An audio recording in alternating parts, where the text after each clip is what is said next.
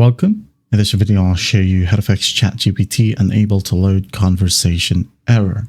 Alright, if you find this video helpful, please leave a like and subscribe to the channel for more such tutorials. Now, first up, what I did is I went over to the bottom left right here and clicked on my profile. Okay, now click on settings right here.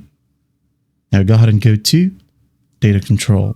Okay, click on it and click on export data like so.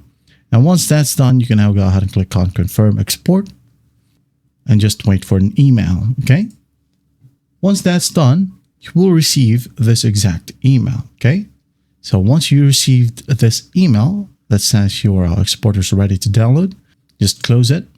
Now go ahead and go to your profile again at the bottom left, click on it and just log out. Okay, once logged out, just log back in, and after that it should work perfectly fine now. Now, if that still won't work on your first try, don't worry. Just wait for about 24 hours, reopen your ChatGPT, and it should work perfectly fine now. As you can see here, mine is already working. That is it. I hope this video helps, and I'll see you in the next one.